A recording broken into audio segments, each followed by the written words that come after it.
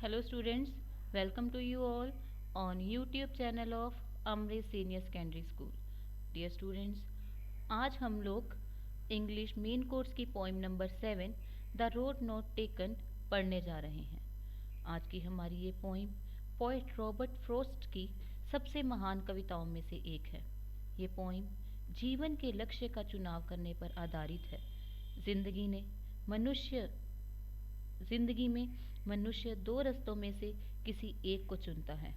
कवि इस सिचुएशन के जरिए जिंदगी में चुनाव के महत्व के बारे में बताते हैं। ये चुनाव मनुष्य के पूरे जीवन को प्रभावित करता है। इसके साथ साथ कवि ये भी बताते हैं कि आम रास्ते पर चलकर कोई भी खास काम नहीं कर सकता। कवि ये भी समझा देते हैं कि मनुष्य को जीवन में अपने चुनावों के परिणामों को भुगतना पड़ता है।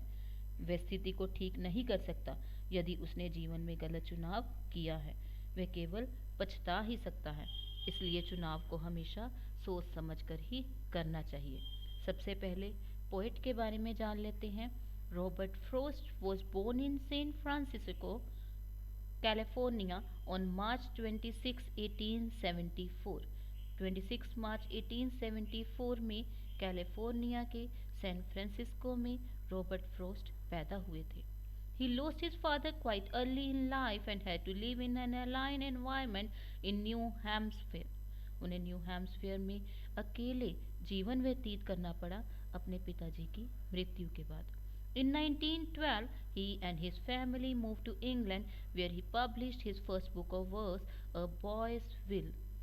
1912 में वह और उनका परिवार इंग्लैंड चले गए, जहां पर उनकी पहली किताब अ बॉयज़ विल पब्लिश की गई।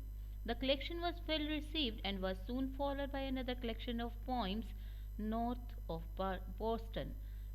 ये उनकी कलेक्शन इतनी ज़्यादा पसंद की गई कि शीघ्र ही पोइम्स की एक और कलेक्शन नॉर्थ ऑफ बोस्टन छप गई। In 1915, he returned to the USA and settled on a farm in New Hampshire। 1915 में वे यूएसए वापस आ गए और न्यू हैम्पशायर में एक फार्म में सेट हो गए। In 1961, he was specially invited to recite his patriotic poem, The Gift, outright when President Kennedy took office। जब प्रेसिडेंट कैनेडी ने ऑफिस संभाला तो 1961 में इन्हें स्पेशली बुलाया गया ताकि देशभक्ति की पोइम को बोल सके। कौन सी पोइम थी ये? The gift outright. He died in 1963। 1963 में रॉबर्ट फ्रॉस्ट जी का देहांत हो गया। नेक्स्ट आइए पोइम शुरू करते हैं। Two roads diverged in a yellow wood and sorry I couldn't travel both, and be one traveler long I stood and looked down as far as I could to where it went in the undergrowth। Two roads, कवि कहता है कि दो सड़कें डाइवर्ज्ड, एक सड़क दो सड़कों में बट रही है। कहाँ पर? इन अ येलो वुड। येलो क्या है? पतझड़ी। पतझड़ के लिए प्रयोग किया गया। वुड जंगलों के लिए, कि पतझड़ी जंगलों में सड़क दो हिस्सों में बट रही थी। इस जगह को क्या कहा जाता है जहाँ पर सड़क दो हिस्सों में बढ़ती हैं? जंक्शन कहा जाता है। And sorry I could not travel both. और कवि कहता है कि मैं अपने आप में माफ़ी चाहता हूँ कि मैं दोनों सड़कों पर एक समय पर नहीं चल सकता था। एंड बी वन ट्रैवलर, एक यात्री होने के तौर पर लॉन्ग आई स्टूड, मैं लंबे समय तक खड़ा रहा। Looked down as far as I could, और जहाँ तक मेरी नज़र पड़ती थी वहाँ तक मैंने अपनी नज़र डाली। To where it bent in the undergrowth, कि वह सड़क उस बिंदु तक देखता रहा, उस सड़क को जहाँ पर ये वृक्षों और झाड़ियों के नीचे जाकर छिपती थी। कि एक यात्री अगर सड़क दो हिस्सों में बट जाती है तो हमेशा पहले डिसाइड करने के लिए एक जगह पर खड़े होकर अच्छे से इस बात का निरीक्षण करता है कि कौन सा रास्ता सही है। इसी तरह से पोएट उस सड़क के उस पॉइंट पर, जंक्शन पर खड़े होकर ये देख रहा था कि वह सड़क वृक्षों और झाड़ियों के नीचे जाकर कहाँ तक छिपती है। Then took the other as just as fair and having perhaps the better claim because it was grassy। Poet दूसरी सड़क का रुख करता है। ये सड़क भी पहली सड़क की तरह ही यात्रा करने के लिए अच्छी और आरामदायक थी। ये घास से ढकी हुई थी and wanted wear though as far that the passing there had warned them really about the same। और इसलिए ये यात्री के लिए अधिक आकर्षण का कारण थी। जहाँ तक उस बिंदु तक यात्रियों द्वारा दोनों सड़कों के प्रयोग करने का प्रश्न था, तो यात्रियों ने दोनों का प्रयोग किया हुआ था। अगर जंक्शन पर खड़े होकर ये देखा जाता कि कौन सी सड़क का प्रयोग ज़्यादा किया गया था, तो यात्रियों ने दोनों का प्रयोग किया था और दोनों उसी सीमा तक घिसी पिटी हुई थी। And both that morning equally lay in leaves no step had trodden black.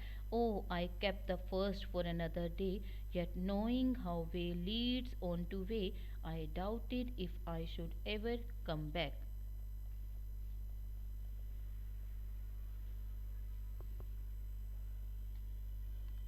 इन पंक्तियों में कवि कहता है कि दोनों सड़कें पत्तों के बराबर बराबर ढकी हुई उसके सामने थी।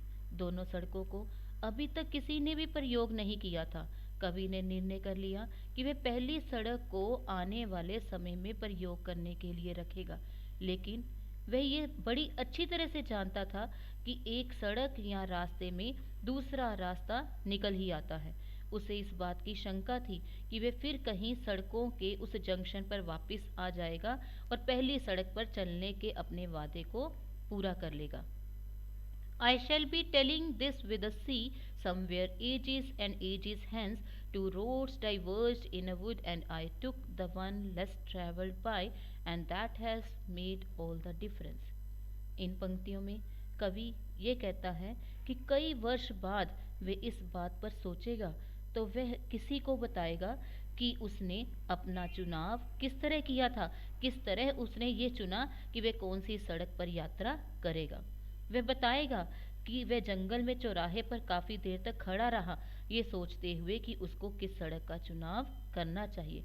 वे उन्हें ये भी बताएगा कि उसने किस प्रकार उस सड़क का चुनाव किया था जिस पर कम लोग ही चले थे, और इस चुनाव ने उसके लिए सारा अंतर बना दिया।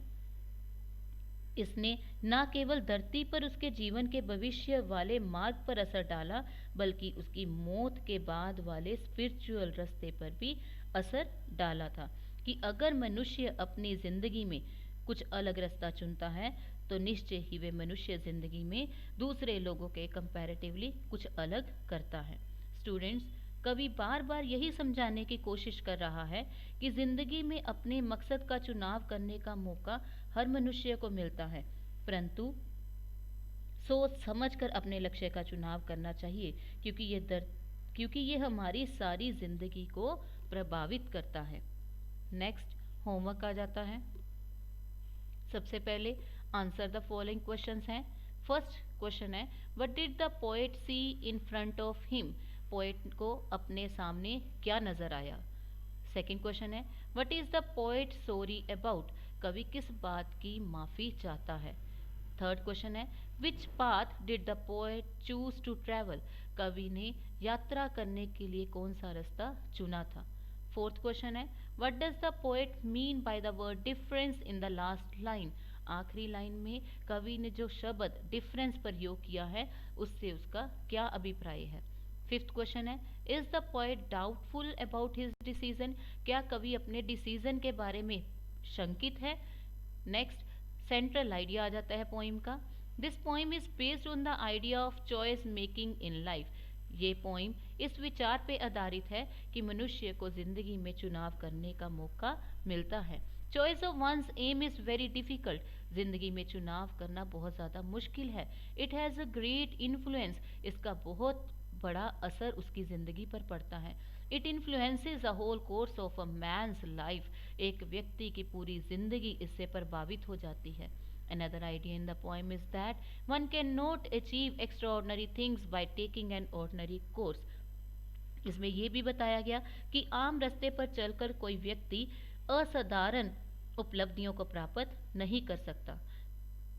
Only ordinary people follow the beaten path. केवल साधारण लोग ही घिसे पिटे रास्ते पर चलते हैं। Great souls always prefer to tread new paths. महान आत्माएं सदा नए रास्ते पर चलना पसंद करती हैं, मुश्किलों का सामना करना पसंद करती हैं।